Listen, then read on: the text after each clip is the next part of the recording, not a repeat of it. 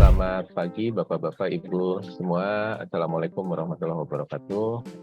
Selamat pagi, Pertama, saya ingin mengucapkan terima kasih atas kehormatan yang diberikan untuk memberikan paparan terkait dengan biomaterial, biomekanik.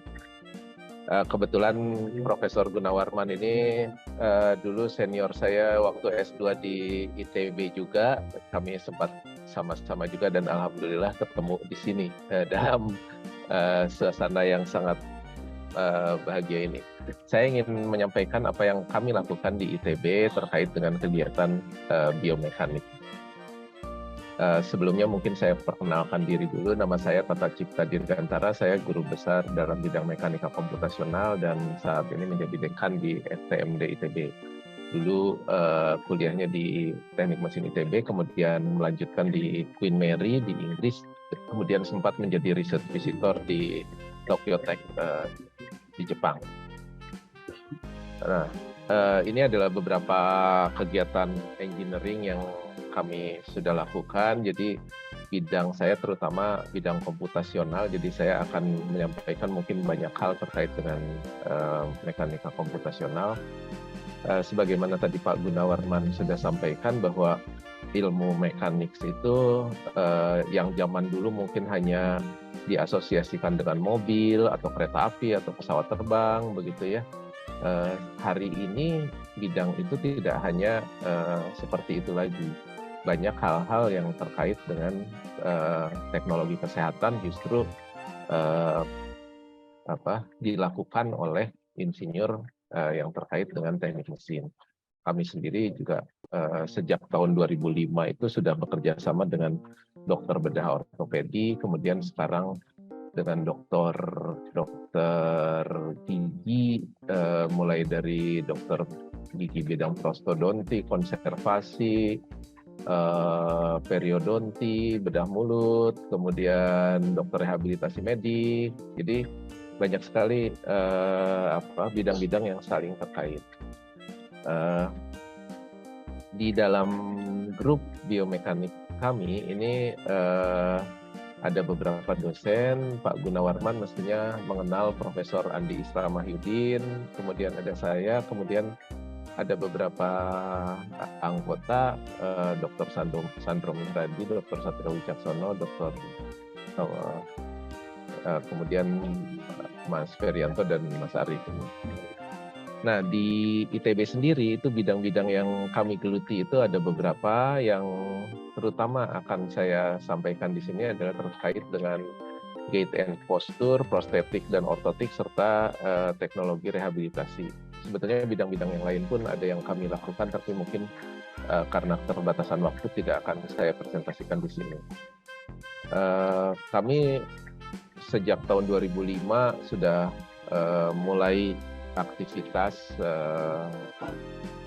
riset dalam biomekanik, kemudian ini beberapa yang sudah kami lakukan, misalnya tahun 2011 itu fiksasi, kemudian kami juga melakukan pengembangan prostetik knee, jadi lutut buatan, kemudian sekarang mulai masuk ke tangan bionik dan seterusnya. Jadi ini adalah produk-produk yang kami kembangkan bersama-sama tentu saja dengan dokter-dokter.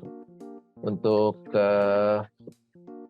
fiksasi itu yang kami lakukan, kalau tadi Pak Gunawarman mungkin bicara tentang materialnya, bagaimana melapisi skrup dengan hidroksiapatit. Yang kami lakukan di sini adalah melakukan rekonstruksi geometri untuk membuat modeling agar bentuk geometrinya itu kita dapat sesuai dengan pasien.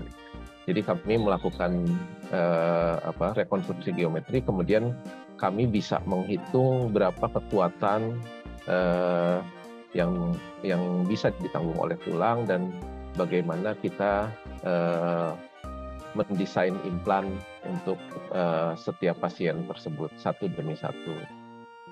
uh, dari kegiatan-kegiatan yang terkait dengan tulang yang sudah kami lakukan itu adalah kami mengembangkan klem untuk fiksasi. Nah ini juga yang terjadi adalah 80% kecelakaan itu adalah kecelakaan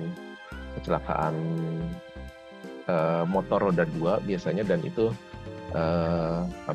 banyak terjadi untuk orang-orang yang masih usia produktif dan dari kalangan yang kurang mampu. Nah, waktu itu kemudian dokter ortopedi menyampaikan bahwa klem yang seperti ini harganya bisa 1 juta satu buah gitu. Jadi alat seperti ini bisa jutaan. Kemudian kami coba kembangkan. Kami mula melakukan reverse engineering, kemudian kami kembangkan mekanisme sendiri dengan bahan-bahan yang ada di dalam negeri tapi masih bisa digunakan. Jadi kami menggunakan stainless steel SS316L di sini. Kemudian kami desain mekanismenya sedemikian rupa sehingga patah tulang yang cukup parah seperti misalnya contoh di kiri atas ini kemudian bisa diluruskan kembali. Patah yang lebih parah lagi yang sudah bertumpuk juga bisa diluruskan kembali. Nah, dengan melakukan proses penyetelan ini maka operasi cukup dilakukan 1 kali saja, kemudian penyetelan bisa dilakukan beberapa kali. Ini sudah juga kita patenkan. Nah, kemudian juga ada mekanisme yang lebih kompleks lagi. Ini biasanya untuk yang tulangnya remuk dan memerlukan waktu untuk penumbuhan tulang. Jadi kami kembangkan seperti ini. Posisinya itu tulangnya itu sepanjang waktu penumbuhannya itu bisa digeser-geser. Jadi mula-mula didekatkan untuk saling tumbuh, kemudian digeser sampai akhirnya pada posisi yang tepat. Kami membuat juga model kinematikanya sedemikian rupa sehingga dokter itu tahu harus menggesernya berapa putaran setiap harinya. Nah, ini juga mungkin kalau ada yang ingin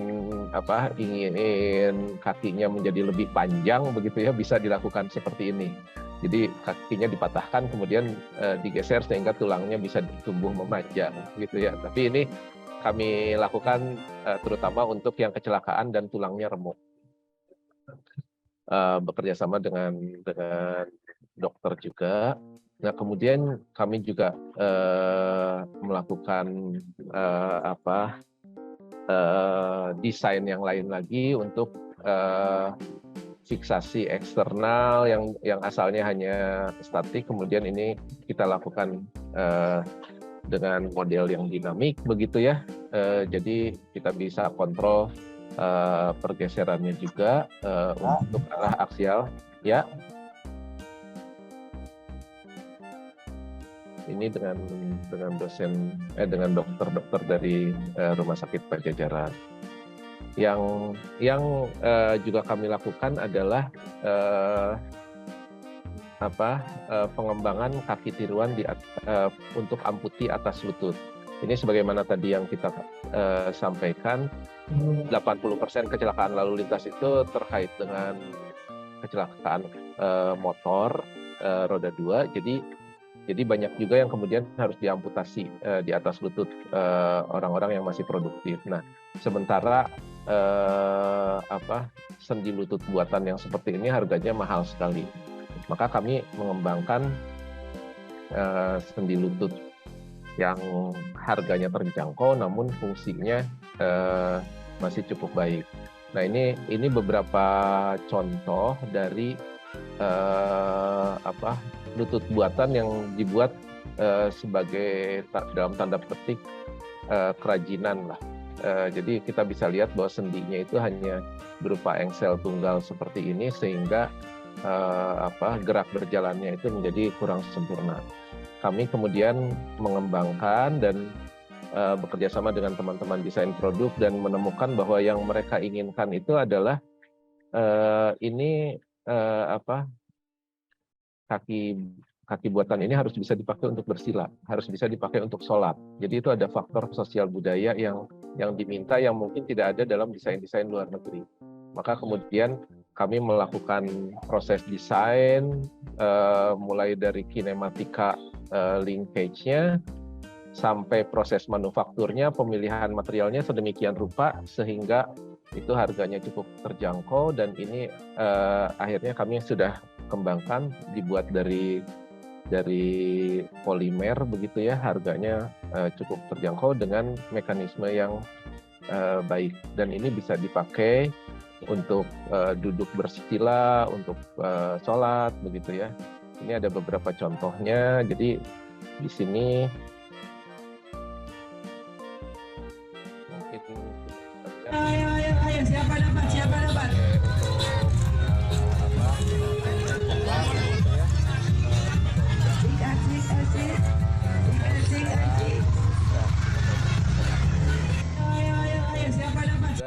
ini contoh yang lain misalnya langkahnya sudah.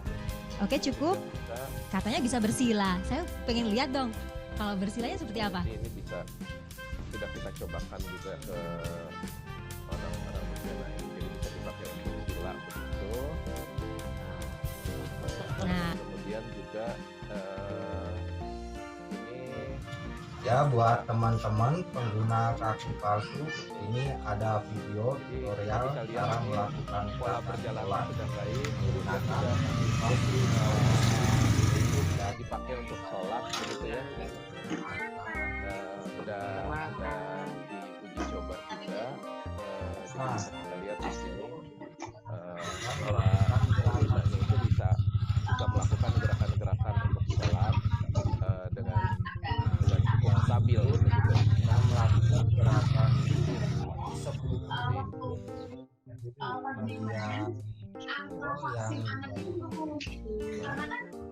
kita bisa lihat yang ini terutama yang tengah ini. Nah itu bisa dipakai untuk duduk pada saat tahiyat seperti itu gitu ya. Nah kan mau duduk lagi tinggal di bangku ya, lagi sudah bisa untuk pakai dan untuk duduk, dan kalau mau posisi begini nanti harus jadi akan otomatis setelah itu baru melakukan. kita bisa lihat bahwa dia sudah bisa dari sujud sampai berdiri. Ini adalah contohnya. Nah kalau kita lihat di sini bahwa kita sudah berhasil melakukan pengembangan dengan memanfaatkan kerjasama berbagai pihak, baik dari pemerintah, akademisi, kemudian melibatkan juga perusahaan yang dimiliki ITB dan juga yayasan yang tadi Difabel Mandiri yang biasanya memproduksi kaki palsu itu, kemudian kita bantu teknologi dan model bisnisnya, dan juga kita kerjasama dengan Rumah Amal Salman untuk crowdfundingnya, sehingga akhirnya kita bisa menyebarkan kaki-kaki ini untuk mereka yang membutuhkan. Nah di yang lainnya kita mengembangkan tangan bionik. Ini misalnya kita bisa lihat bahwa di pabrik-pabrik ini biasanya ada yang mengalami kecelakaan kerja dan kehilangan tangannya. Kami coba membuat tangan bionik yang bisa merespon baik benda yang keras maupun benda-benda yang lunak, dan bisa digerakkan dengan perintah dari otot tangan. Sensornya adalah sensor yang ada di otot tangan. Kita bisa lihat di sini kita sudah berhasil melakukan pengembangan ini. Mungkin berikutnya prosesnya udah proses ini dan ke arah uji coba kepada pengguna-pengguna. Begitu, ini adalah contoh-contoh dari penggunaannya. Jadi bisa juga memegang dengan dua jari.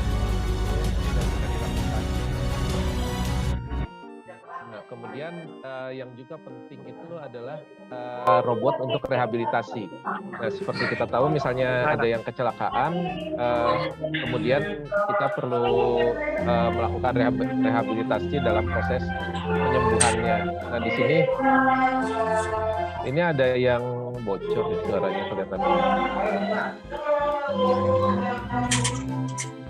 Mungkin bisa di-mute suara yang lainnya, mohon maaf. Nah, ini untuk robot rehabilitasi medik.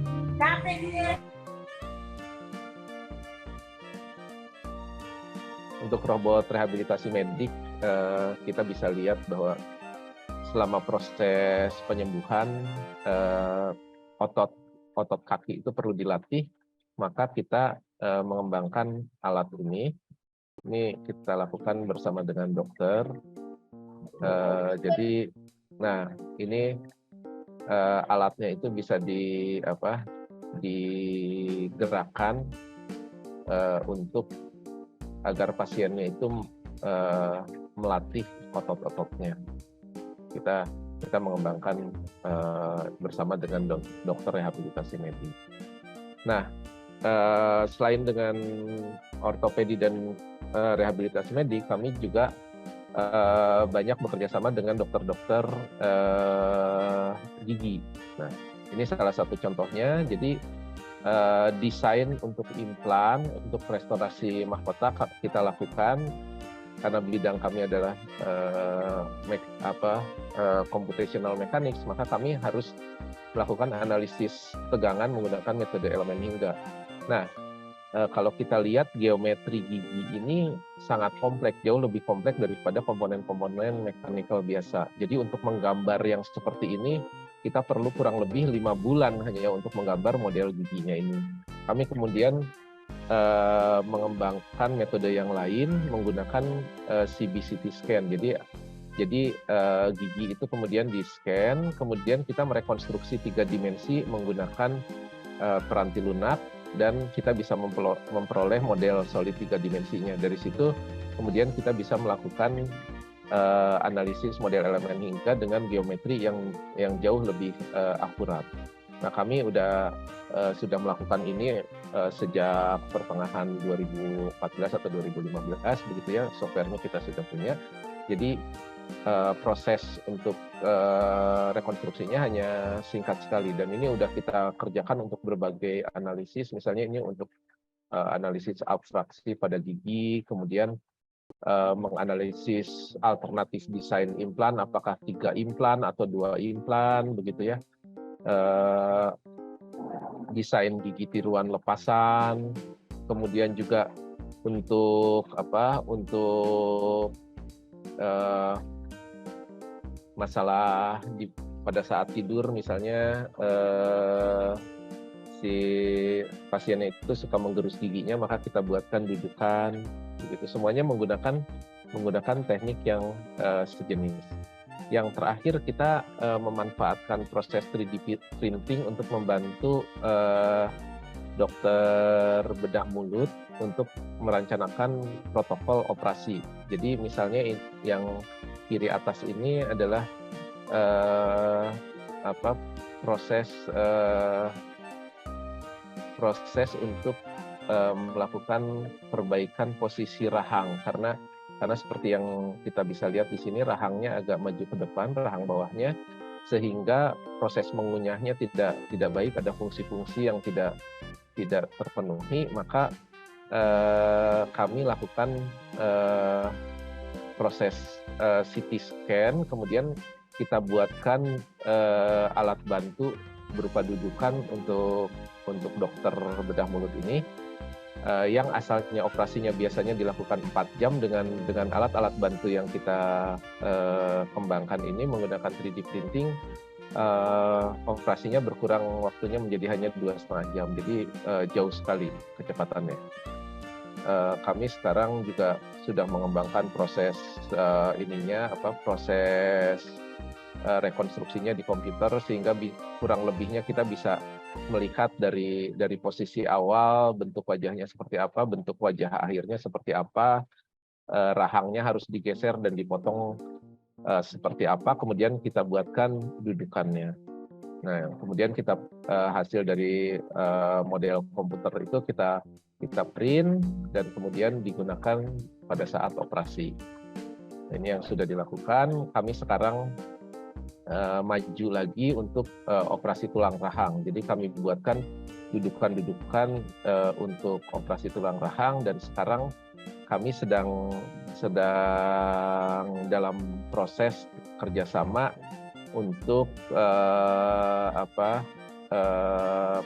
proses operasi pembuangan tumor dan proses remodelingnya. Jadi kami bekerja sama beberapa bidang, mulai dari computational mechanics, kemudian structural mechanics, material, sampai dengan dokternya untuk mendesain scaffold dan prosedur operasinya.